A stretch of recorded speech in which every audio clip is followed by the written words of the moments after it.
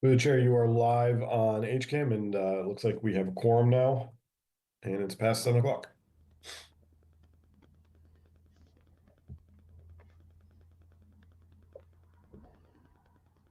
Can't hear you, Rob. You're not muted, but we can't hear you.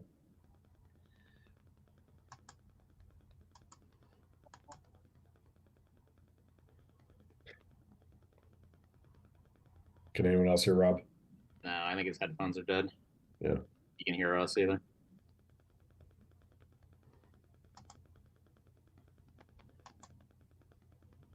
Looks like you might be reading the script.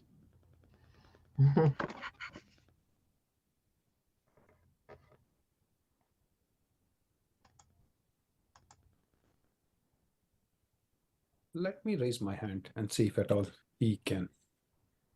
Something up.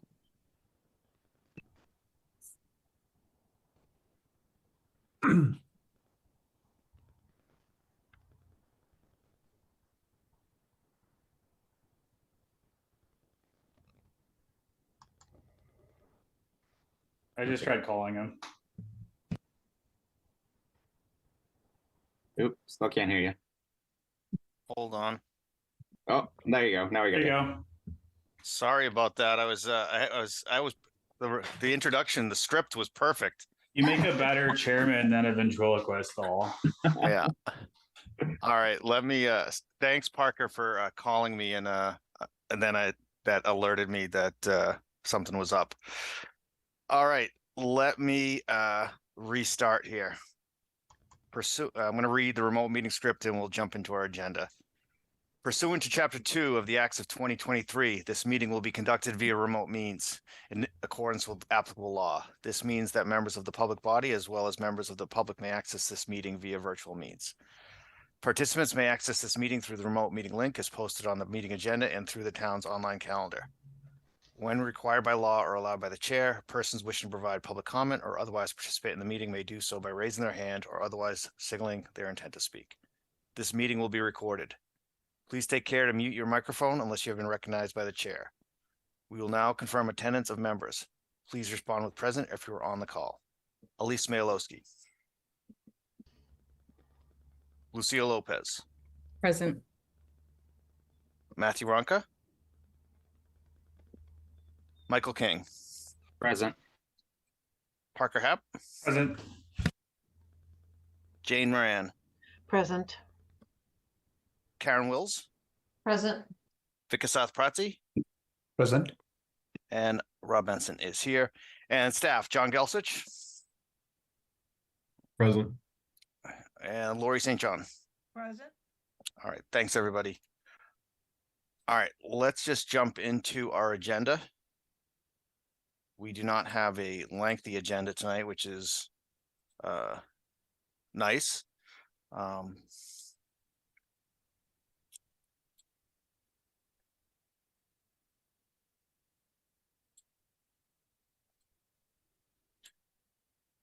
All right, approval not required, 9 and 11 Wilson Street. I'm not sure who's going to be speaking on behalf of this, but whomever it is. John Nenot. Hi, John. Go ahead.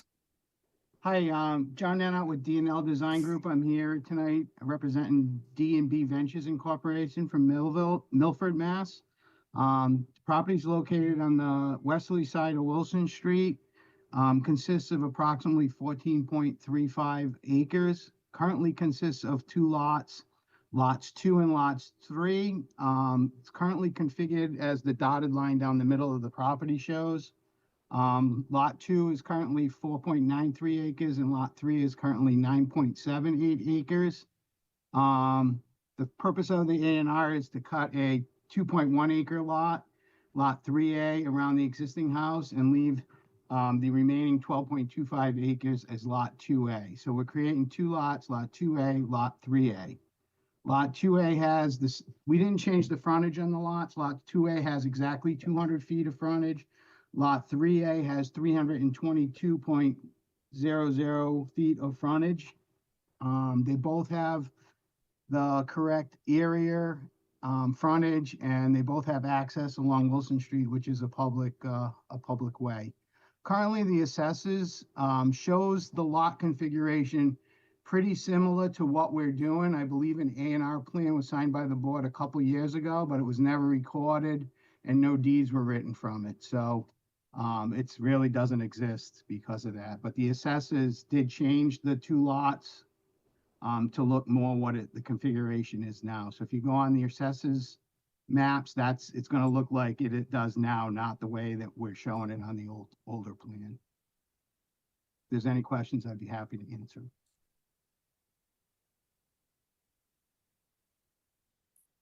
I'm happy to open it up to the board with any questions.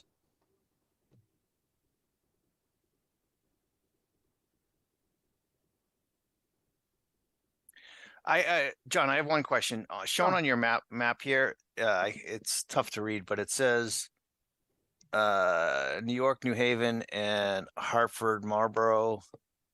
What is the like? Is So- that the gas pipeline? What is that? No, so there is an old railroad that runs through there. It's currently owned by the abutter. It's currently owned by James Danahy.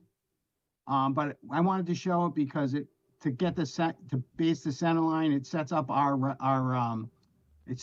southerly property line. So I had to do quite a bit of survey work to get that set up. So I wanted to show it as now formally because the edge of the railroad is our property line.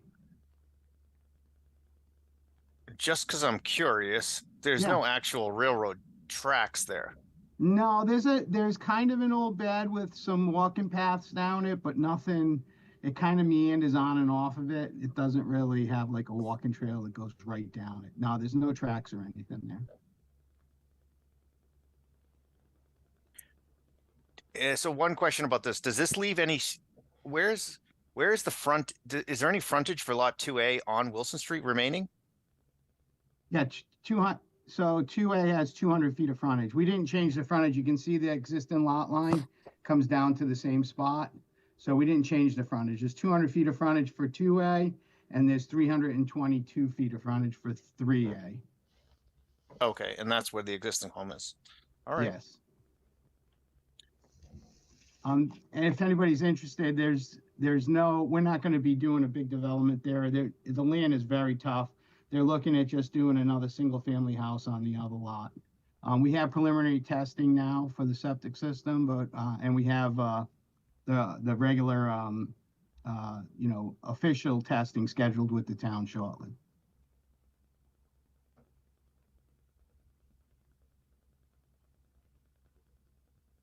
Any questions by anyone else on the board?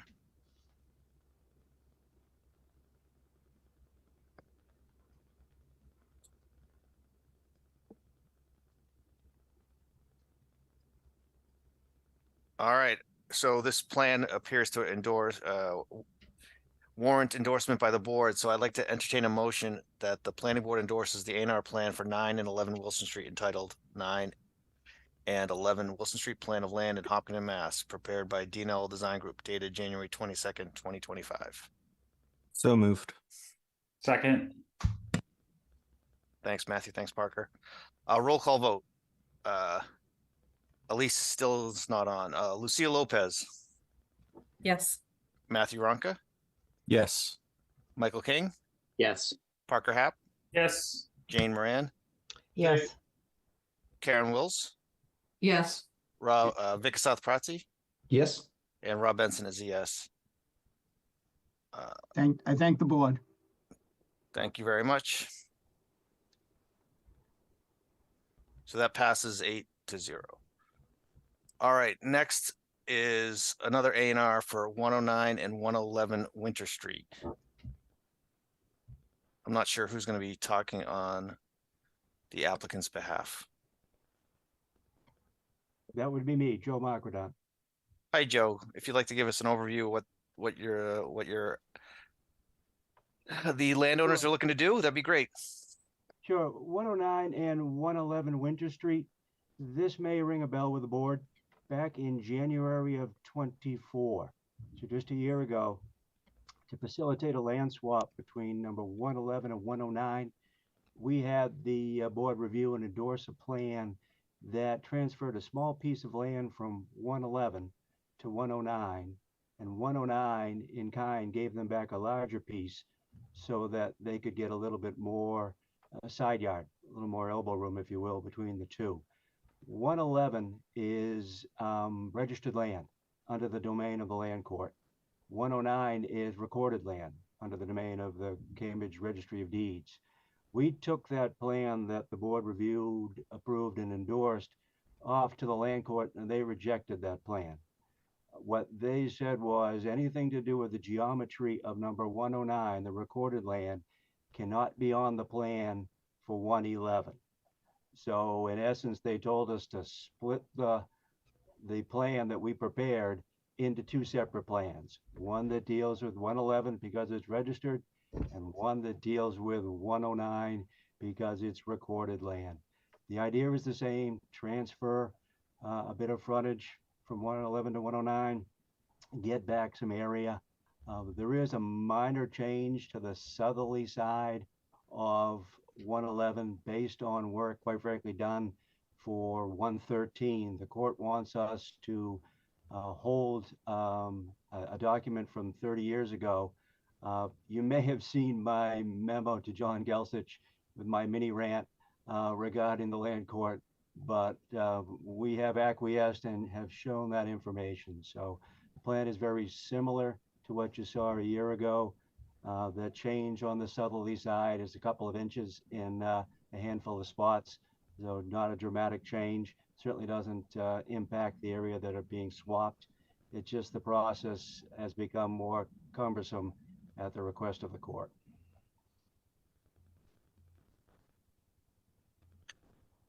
Thanks for the explanation. Very helpful. All right. Anyone on the board have any questions?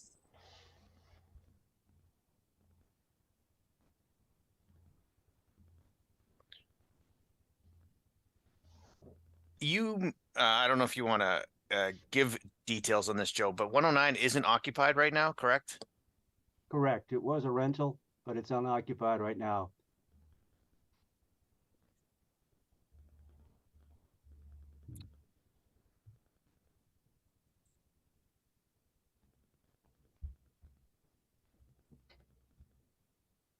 All right, I'm not seeing any questions. So I'd like to entertain a motion that the planning board endorse the A&R plan for 109 Winter Street entitled Plan of Land in Hopkinton, Massachusetts, prepared by J.D. Marquardt and Associates, dated December 20th, 2024, and the A&R plan for 111 Winter Street entitled Land Court Plan of Land Court Plan of Land in Hopkinton, Massachusetts, prepared by J.D. Marquardt and Associates, dated December 23rd, 2024. So moved. Second. Thanks, Matthew. Thanks, Parker. All right, roll call vote.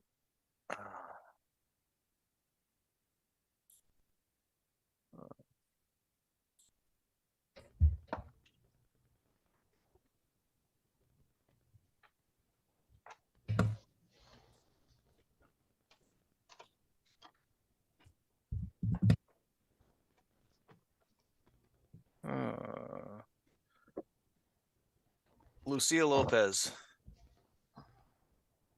Yes. Michael King, Yes. Matthew Ronca, Yes. Jane Moran, Yes. Karen Wills, Yes. Vikasath Prati, Yes. and Rob Benson is a yes. All right. Thanks, Joe. Okay. Thank you very much. Good night. Good night.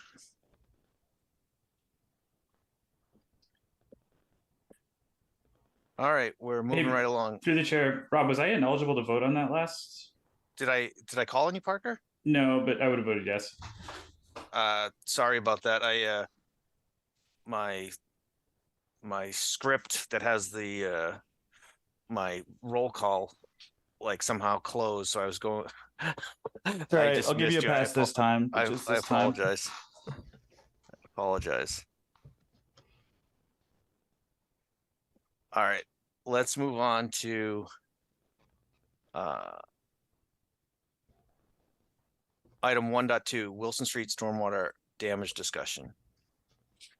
John, could you just give us an overview? I read the notes in the in the packet. It didn't look like a meeting was very productive, but if you want to give us Yeah. an update of where we are. Sure. I'm gonna try and make it quick. It's kind of hard for me to talk right now. So we tried to have a meeting with the applicant. They were not really on board with doing any more work to try and solve the problem. So now we've turned it back to the board. And the board, if you remember, the board had prolonged this discussion or extended this discussion for this meeting. And now it's really, I guess, in the board's court of what you want to do. There's a couple options moving forward. So we can discuss them, or you can ask questions and we can try and figure it out. But no real change from where we were last time we talked about this. Does anyone on the board have any, I have my thoughts on, I have some thoughts on what our perspective is, but, or at least mine is. Does anyone on the board have any initial thoughts to get us started? Or thoughts or questions? So through the chair, Go ahead, Jane. a while ago, I asked about the host community agreement language, because I do know that Kruger Road folks showed up in masses during that master plan site review 14, 15 years ago during the, the conversations with Legacy Farms. And there could be that there might be some sort of mitigation arrangement for the off-site construction impacts through that mechanism, be it either through Roy McDowell, the original owner and signer of that agreement, or I don't know, did he pass those responsibilities off to Peter Bemis? I'm not sure where that might stand. But there might be some other avenue besides the town taking that burden on. Yeah, I'm looking at page 4 of our packet. Like, John did a nice job outlining kind of our options. And those are the options I see as well. Either we can move forward to try to impose a higher bond amount on the applicant that to get these issues remedied. We can pursue enforcement of a violation of the master plan special permit or site plan approval for to try to mitigate and resolve this. We can take no action and just leave it for the town to fix. Or we can continue along the path of trying to find a agreeable mutual solution, but that has been unproductive to this point. Through the chair. Go ahead, Vic. Can we hear from Beta Team Phil a little more details on this, on the kind of analysis they have done before we go into some further discussions? Phil, would you be willing to give like kind of just an overview of your perspective of what's happening and what has happened over that has led us to this point? Sure, I can give you my summary. So Beta has been part of this review of this project for a number of years now. We are also reviewing or monitoring construction activity for the board and the commission for, again, many years. So as maybe people on the board do not realize, kind of the magnitude of the problem here is that the initial construction of the project included clear cutting the project area, and the site is predominantly C and D soils, meaning there's very little to no infiltration of runoff into the ground, but it runs off the property, and the property is all sloped back toward Wilson Street without the trees, without the stabilizing the ground. There's been a number of incidents where sediment has gone into the road, Wilson Street and Howe Street on the Ashland side. And that has contributed to erosion along Wilson Street, particularly in the section we're talking about. There was a fairly significant event in March of 2023 in which we have many pictures showing flow down the street in the middle of the storm, and quite a bit of flow in the gutters that are largely intact in the pictures we have, but currently there's significant ruts, and the pavement, the edge of the pavement is undermined because of that. So what we're working with the engineer at developing a fix.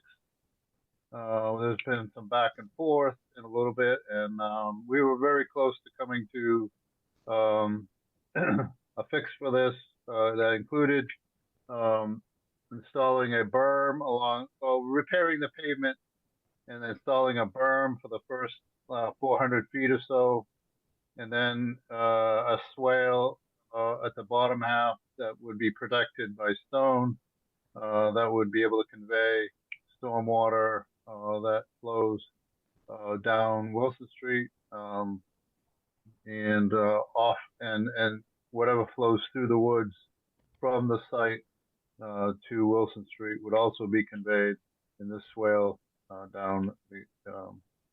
So we had probably about a half dozen comments that still were outstanding, and then as John mentioned, there was a meeting in which there was an abrupt stop in terms of working with us and getting it done to we're not going to do it anymore. And I think the argument was we are reducing the flow from the site from existing conditions to proposed conditions. I don't necessarily think that's inaccurate. It's just not during the construction phase. That was not the case. The case was that there's still exposed ground and it's all the vegetation hadn't taken yet, so you were still getting higher flows from the site, and therefore there was more damage than would have been caused with the site runoff in the built condition. So that's where we're at right now. All right, thanks, Phil. I appreciate it.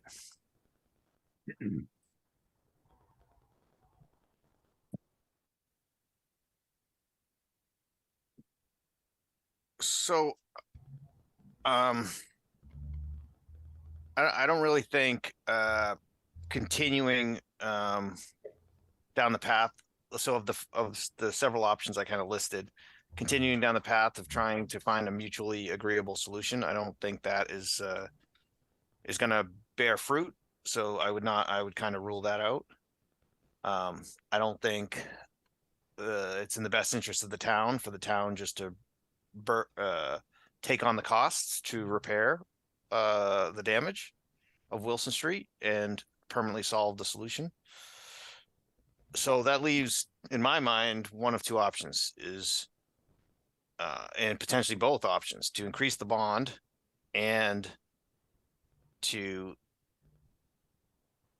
come to a conclusion or move forward that they are in violation of their site plan and stormwater management permit plan.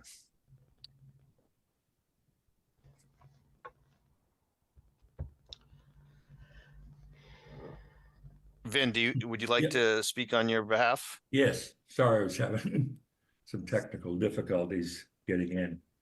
I think what's happened here since, if you remember, it was May of 24 when DPW sent a letter on to the planning board about erosion on parts of Wilson Street. And I guess parts of Wilson Street. And they were attributing the damage to runoff from the trails. Anyways, to be good neighbors, we wanted to join in on that. We agreed to bring Beta in through the town, and I think we've incurred, I don't know, over $10,000 of engineering fees to come up with the solution.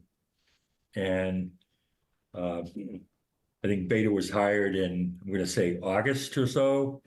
And between August and October, Beta worked with our engineer to come up with some type of solution there. And the scope was to repair and restore whatever erosion has happened to pre-construction condition, which to me means, before this so-called damage happened, what was that road like? And how would we repair it to put back into that shape? And I would say that somewhere in October, the engineers sent design plans to sort of capture these so-called repairs and put them on a plan. And then in October, we had a standstill. And I would say that somehow the scope of this project had changed. I always accepted responsibility for what I thought was our runoff, and to the extent that caused damage. And I think that that's a very large question of whether we caused much of any damage at all. But there were a couple of storm events, significant ones in 23. I know there was a 3-inch and a 5-inch storm, and which happened over a short period of time and caused flashing flooding around town, and including the side of the road where I guess you could say the trails abuts Wilson Street. And the designs kept changing to something that we don't think is a repair at all. And I think it's clearly an improvement, because the things we're being asked to do were not there originally. There was no channel along that road, and there's never been one. And I heard one of the board members mention something about the host agreement, the Landowners Association, and there was considerable discussion, meetings with residents, with Roy McDowell. There were many, and I checked the tapes over the weekend in 18 and 19, and there were many discussions over what needed to be done to keep water from flowing down from Legacy Farms North, sort of the intersection of Wilson Street there, and it's downhill 2,400 feet to get to the Ashland treatment plant on the left. And as far as I could find, there was never anything done to address it then. And I know I have no responsibility in any agreements I have to take over anything that's other than what we abut. And we don't even abut a very large section. I think we abut about 600 feet of this 2,400 feet that goes from the intersection down to the treatment plant. We have I think roughly about a 600-foot area where we actually abut. The improvement, I'm calling an improvement because it's clearly beyond a repair, that the engineers were coming up with was to put a stone channel along Wilson Street, approximately 800 feet. And that was, I think, starting at about 1,700 feet from the intersection up gradient to 2,500 feet, which is right about where the treatment plant is. This stone channel would be sort of defining an area to hold water so it doesn't sheet across the street, that was never there to begin with. So we're being asked now to put in a channel where one was never there before. There's never been any channel along any part of 2,400 feet of Wilson Street, in spite of discussions back in 18 and 19 to address that in some way. So, we're being asked now to, and also we're being asked to create a 4-foot shoulder from the edge of pavement along this 800-foot section. And then that pushes the channel even further off the road. And I believe Phil thought that that shoulder was necessary to help protect the road. And that road is 60 years old. It's not in very good shape at all. And another requirement that Phil has put on us is to replace 4 feet of pavement to road standards along that 800-foot section. The road doesn't meet town standards currently. I mean, it varies from, I think, 14 to 16 feet wide. That is not a road that would, meet today's standards in any way. All we can find is maybe an inch, maybe just a little more of pavement that was put on decades ago.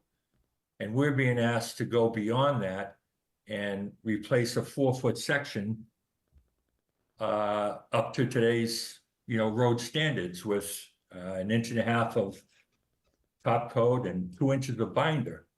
That shoulder we're being asked to now create is also would cause us to have to relocate things that are right next to the street now, and they've been there for, I don't know how long, but a long time.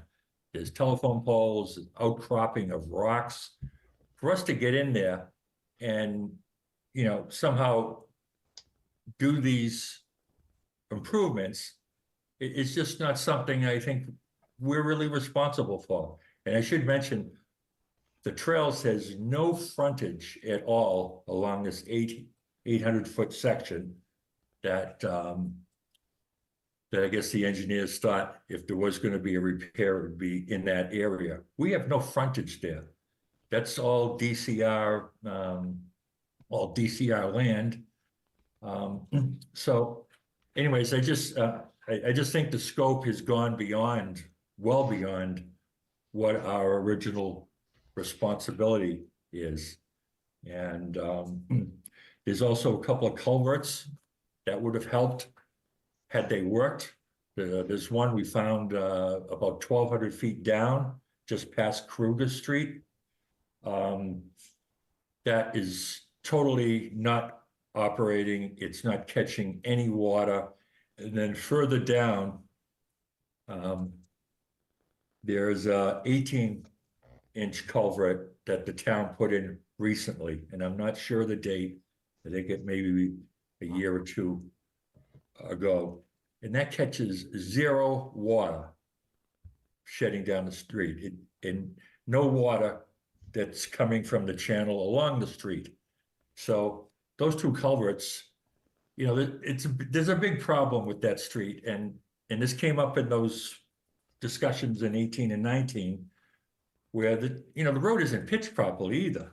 And the road gets, over time, that many years, you get, there's changes in pitch within the road because of, tires. And I don't know if you're aware, but that street gets a pretty significant amount of large trucks, because anything coming south on 85 can't get under that bridge at the railroad station.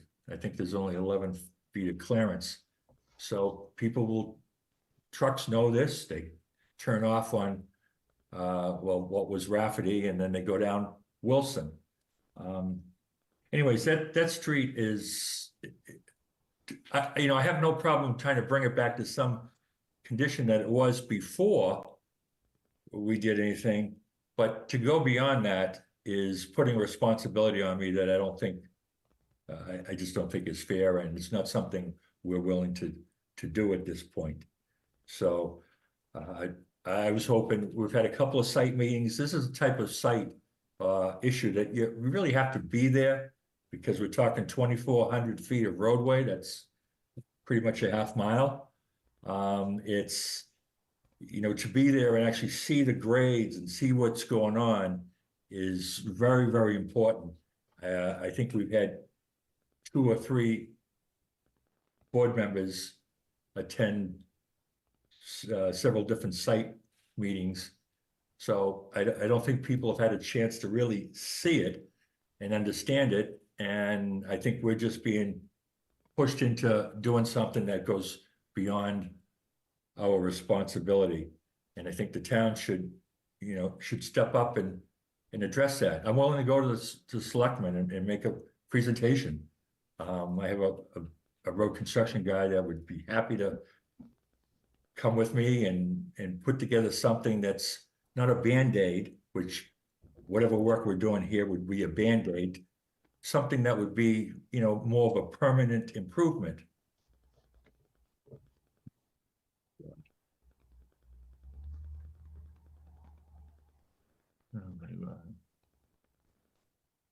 Oh, shit. No, you're still there. I am there. Oh, sorry. Yeah, you are. Keep going. Okay, sorry. I had a choice word there when my screen went out. So anyways, I'm just asking if we can somehow, you know, again, I want to do what's right, but I don't want to do more than I feel that I have to. You know, this project is a big, big tax revenue producer for the town.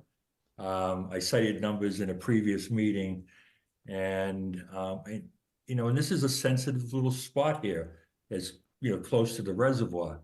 It doesn't need a Band-Aid. It needs, I think, something beyond what I'm willing to do, or should be asked to do.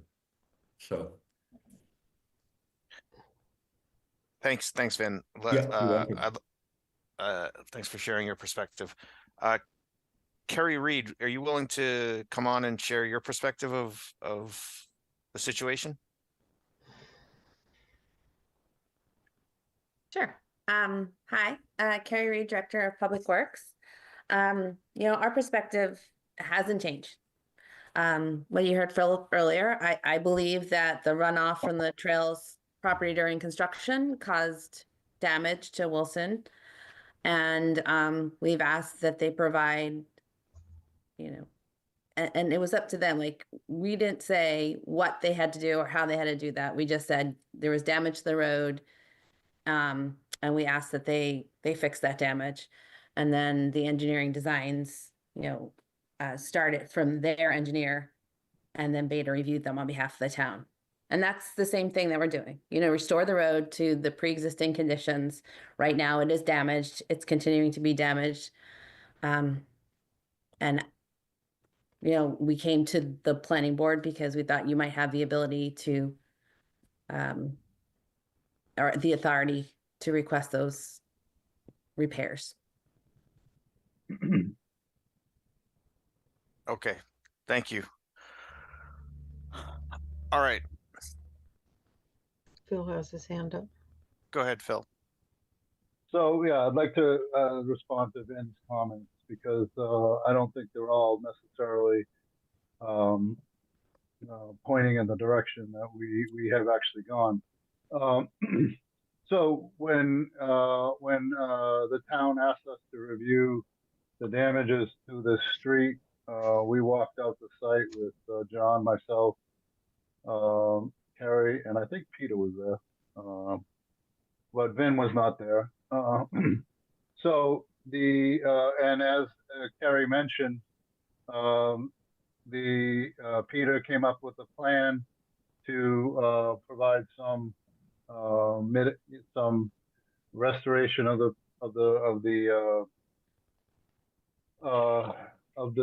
this road, and it actually extended from just below the 18-inch culvert that Vin was mentioning, all the way down to the cross culvert at the bottom of the hill, in which a stone swale was proposed right at the edge of the pavement. We actually recommend that they don't do that all the way. Can I share my pic? Can I share a picture here, John? Yeah, John, I think just.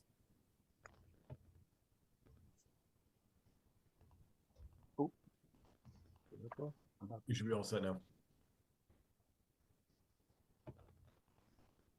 So this is actually, can you see this picture? Not yet. Not yet.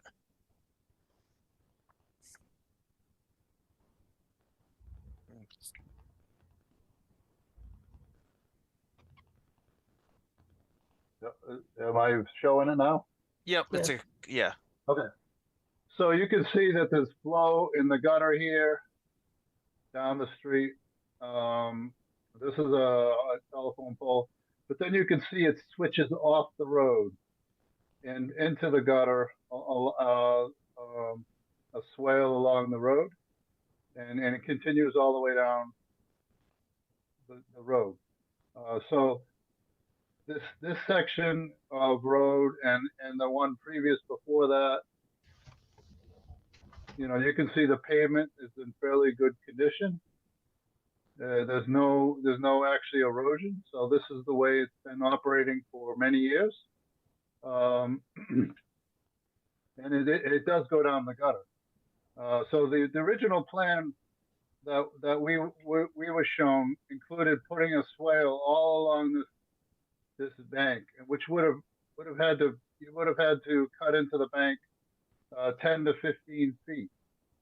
We recommend that they don't do that, that they just repair the roadway sections, and I can show you the roadway condition now, but there is a rut along the side.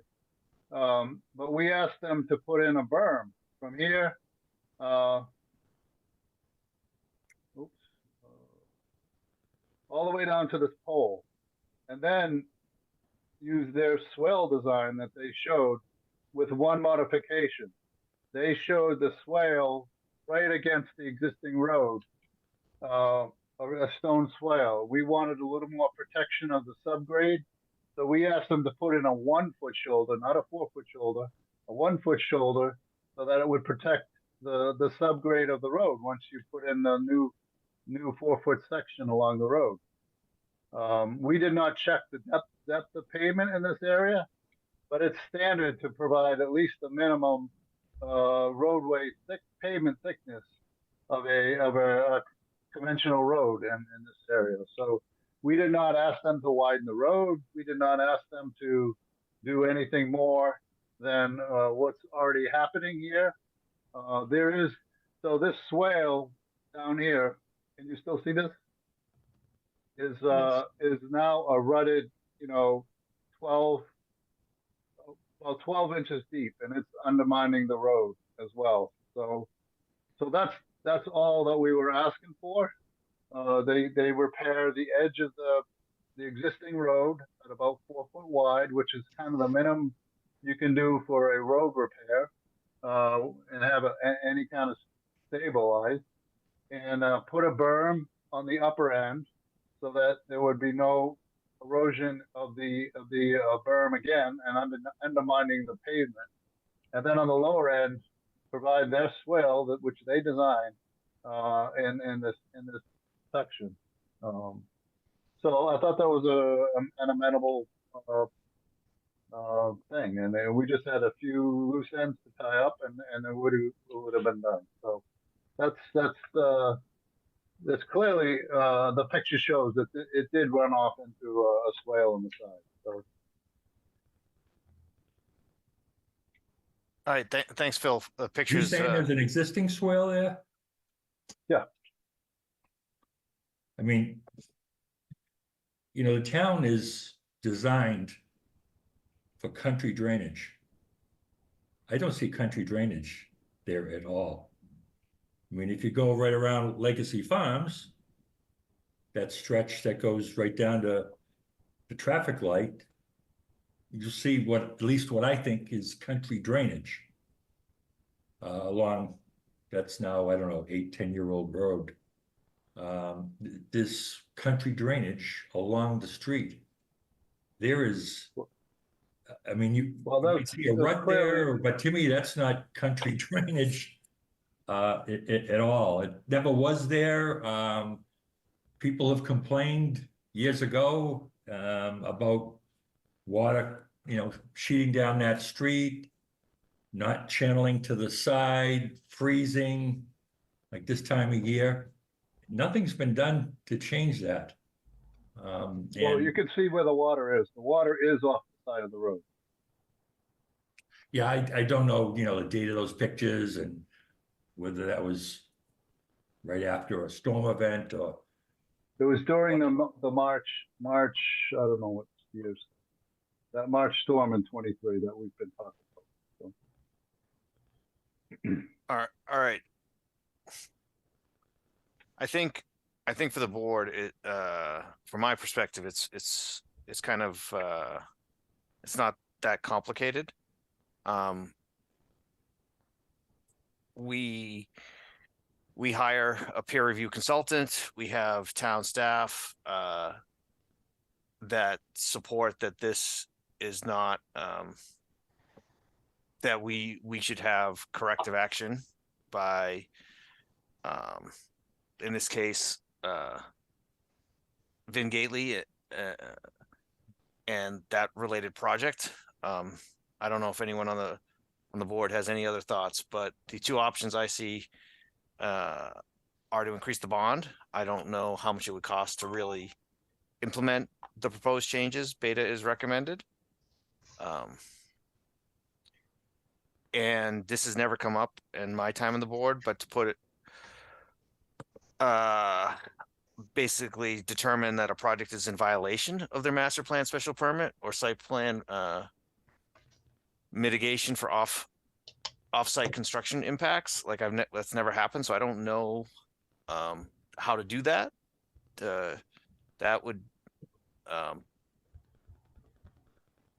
Phil, let me ask, do you know, or do you have estimates how much it would cost to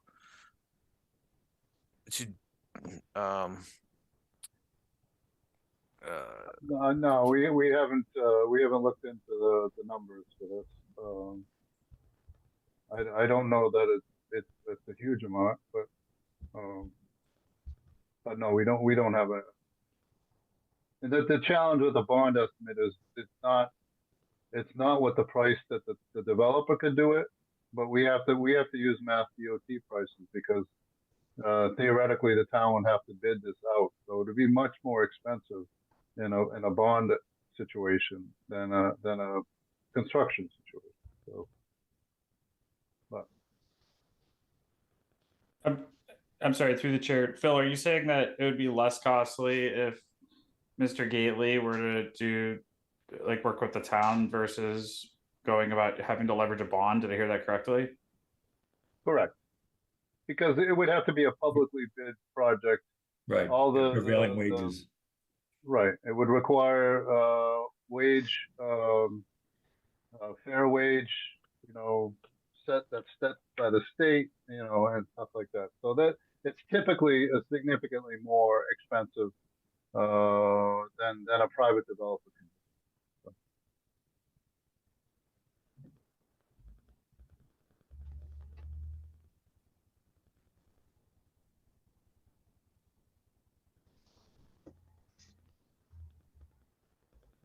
Does anyone on the board have any questions or other thoughts?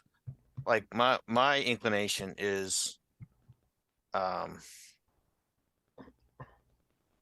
to get pricing of what this would get an estimate of how much this would cost so we could adjust the bond accordingly, and at the same time see what steps we need to take, or maybe we can do this tonight, I don't know. We need corrective action. That's my take. And just postponing that determination is not helpful at this point. To the chair, I have a question. Sure, Parker, go ahead. Mr. Gately, what were you anticipating on budgeting for a project of this sort? You mean this, what we're talking about, this? No, your belief, like if you had to take action to bring the road back up to the standard, you have more experience than I do. Like, what Right. would you back of the napkin math? You know what, some of our numbers are a little outdated and would need to be updated before I could give you anything here. And then this 4 foot of brand new roadway is something I'm just not prepared to do. That is not a repair. That's improving a road that's in pretty rough shape. And I know it's convenient, you know, to have the developer do it. You know, I was trying to come up with a solution, not go down the legal route, but I'm told I have zero responsibility because I have no frontage there.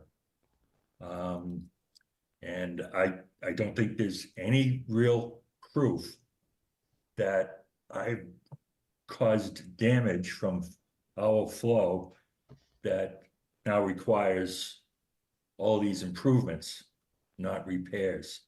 So, I mean, I can't say, I mean, obviously you guys can decide to do what you're gonna do, but if anything is imposed on us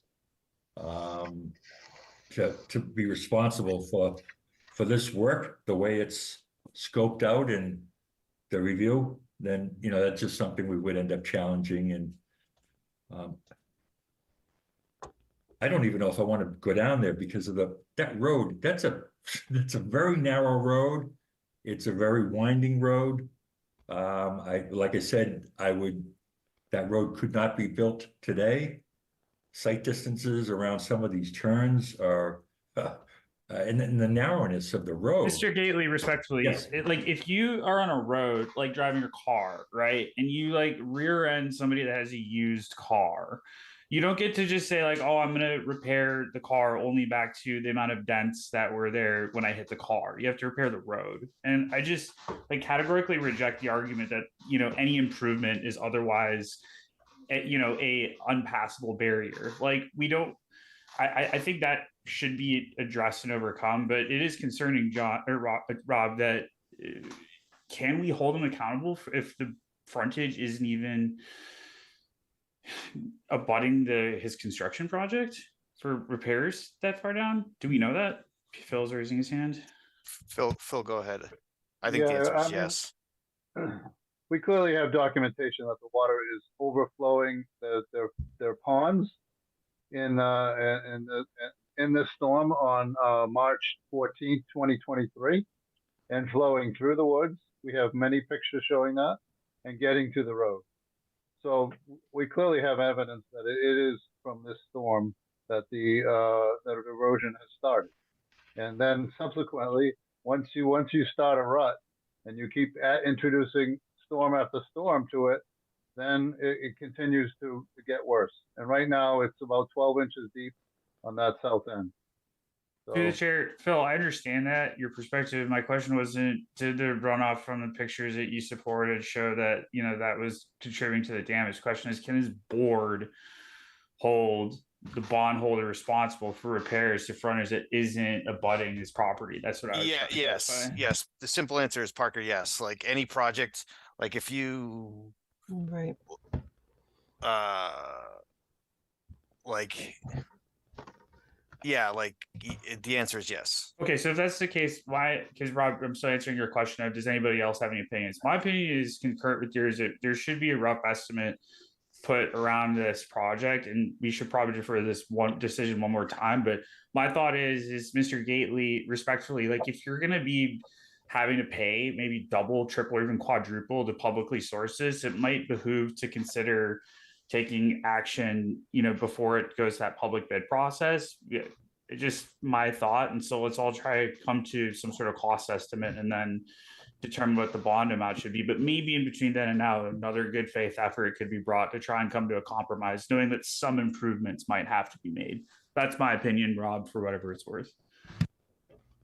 Yeah, my thinking is this is gonna, we should side with our consultant and our town staff, and in this case, the applicant, Mr. Gately and his project feel they're not at fault, so I would think they would want to challenge it in court or some way to that effect, and that's their right. So, but I don't think that it has anything to do with what we need to do. John, what do you see as I have no idea, because it's never happened since I've been on the board, about holding a developer like trying to account that they're in violation of their master plan special permit. I don't know what that does. I don't know what authority, like what causes or what the effect is if we say that. So I believe the effect is going to be the same for the bond and for a violation of the master plan, special permit, or site plan. It's essentially a cease and desist. They're in violation of the permit that they're building the development under. So if they're not complying with the permit, they don't get to build under that permit. The bond, you know, if the board votes to raise the bond and we send it to Beta to do an estimate for next meeting, until that bond is paid, they would have a cease and desist on the development project because they haven't paid the bond that allows the project to move forward per the conditions. I should make another comment about how this project was approved in 2018. And I guess this event, which I'm agreeing happened in, I guess, March of 23, that was a single event. That wasn't something that was, you know, going on from that point forward. Our construction was done by 23. At least all the construction that would affect, you know, our on-site drainage facilities and putting in foundations and all of that. That was all complete. And, you know, 5 years later, because of a storm Through the event. chair, I need to get through this. Yes, it was one event, but to Phil's point before, one event creates a rut. Every subsequent event, rainstorm event, is going to make that damage worse. So Correct. yes, I understand Vin is saying, oh, it's just one event in March, but that's Right. the starting event that caused a larger problem. And why are we talking about that? I guess it first came to light in All right. May of 24. All right. This is not helpful. Yeah. I'd like to hear from the board. I think my opinion is we look to get an estimate of what it would cost to repair the roads per Beta's recommendations. And we adjust the bond. We basically vote on that if we're going to enforce that or not. And we don't try to go the route of just saying the project's in violation of its master plan special permit, because the bond has the same effect and it puts a financial number on it. That's what I like. Go ahead, Matthew. Just to clarify, Rob, so there wouldn't be a cease and desist until we actually got back to them on that number, though, right? So that would be the one difference in the two options. Right. Yes. Good point. So a cease and desist would put more pressure on them to come to the table and come to some kind of agreement. You know, whether or not this happened in 2018 or 2023 or 24 or whatever, the point of the matter is that when he pursued this project, originally there was already a master plan special permit agreement on hand at the time. And whether he knew it or not, there are certain conditions that went with that, with his development. And, you know, he may not be responsible for it. Maybe it's, Roy, but something, clearly there was an agreement between Legacy Farms coming in and taking on this project, this whole project. And there are consequences to not correcting any mitigation of on-site, off-site construction, whether there's frontage or not. I would just say though that, again,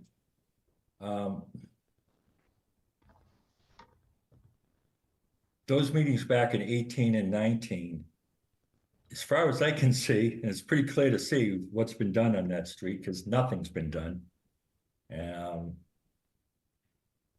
It just hasn't been, there's no gutter line to capture water now. It's just heading downhill. I However, believe, clearly, there has been action of, significant water damage since that. well, I pointed out there's 2 culverts that the town doesn't, one they put in recently, it doesn't catch any water from the gutter line because there is no gutter line. All There's right. 2 of them, a 12-inch and an 18-inch cross culvert that catch no water. And you have an obligation to catch that water so it doesn't continue downhill to where I guess this area is. All right, Mr. Gately, yeah. we totally understand your perspective. At least I think we do. Lucia, go ahead. So I think in the meetings when we've talked about this, we were hopeful that they could come to some sort of agreement, and seeing as from everything we've heard, it sounds like they weren't able to do that. I think it makes sense what you said, Rob, in terms of moving forward with figuring out what a bond would be. That was the original request, I believe, that we got from DPW. And as far as I know, that hasn't changed. So if that's what they're asking for, and, Beta is in agreement that what they're asking for is reasonable, then I say we move forward with that. Phil, do you think that's something you or somebody in your team could have an estimate in 2 weeks by our next meeting? Sure, yeah, not an issue. It's not a very difficult task. I know, Matthew, I totally get your point. I still would like to pursue the bond because it puts a monetary number. And I feel like we'd have to, unless anyone feels strongly, we try to put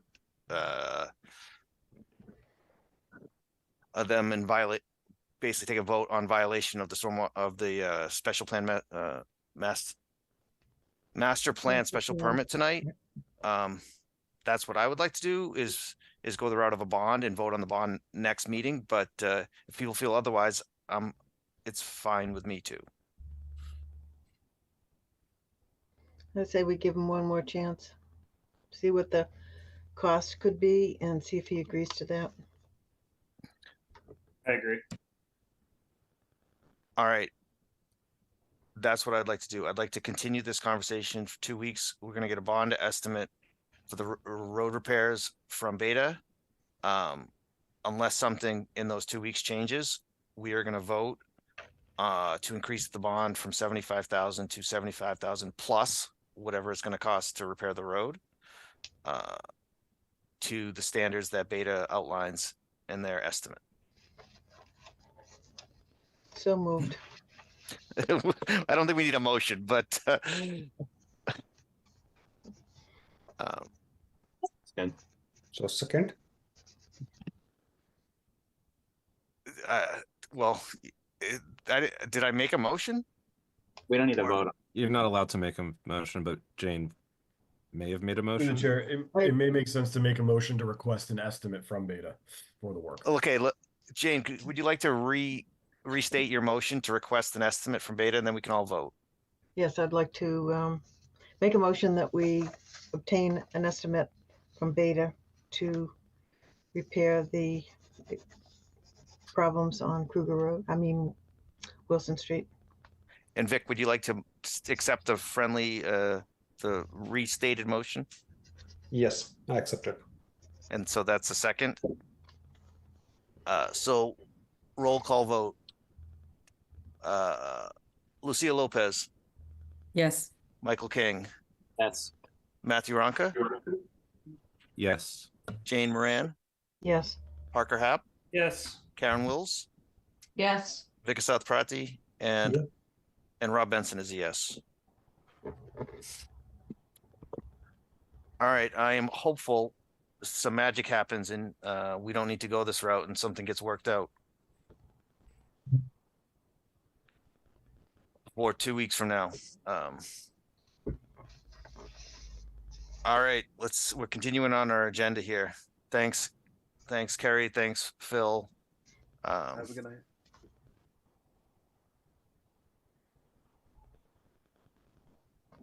Meeting minutes, January 27th, 2025. Matthew, go ahead. The only correction I have is I believe the vote for the minutes was 800 instead of 9.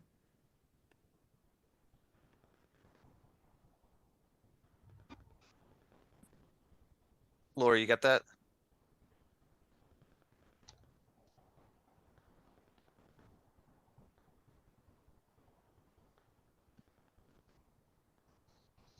Lori. We can't hear you if you're talking. Can you hear me now? Very Yeah. softly, but yes. Okay, so it went from 9 to 0, 800, correct? I think in the Yeah, meeting it's minutes, before Parker was there. Yeah, go ahead, Matthew. Yeah, the meeting minutes say 900 in favor. Motion passes on the minutes is the first motion. I don't think Parker, even just going through the minutes, Parker hadn't joined yet. I believe it was 800. Okay.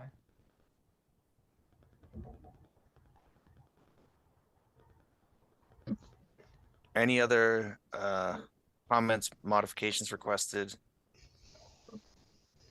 Hearing none, I'd like to entertain a motion that the planning board approve the meeting minutes of January 27th, 2025 as modified with that the moved. vote count. Go ahead, Matthew, thank you. Second. Thanks, Vic. Roll call vote. Lucia Lopez, Yes. Michael King, Yes. Matthew Ronca, Yes. Jane Moran, Yes. Parker Hap, Yes. Karen Wills, Yes. Vikas Prati, Yes. and Rob Benson is a yes. All right. Our next meeting is in 2 weeks. And at this time, I'd like to entertain a motion to adjourn for this evening. So moved. Second. Thank you. Chair, there was another like zonal board appeals or something on the agenda. Can we have, those are always there, Vic? It's just more for, education or like we never talk about them. I don't know if is there something specifically you'd like to talk about? No, nothing. Somehow All right. missed it. Okay. All right. So we got to moved the motion in a second. So roll call vote. Lucia Lopez, Yes. Michael King, Yes. Matthew Ronca, Yes. Jane Moran, Yes. Parker Hap, Yes. Karen Wills, Yes. Vikas Prati, Yes. and Rob Benson is a yes. All right. Thanks, everybody. Have a good night. Bye. Thank you. You too.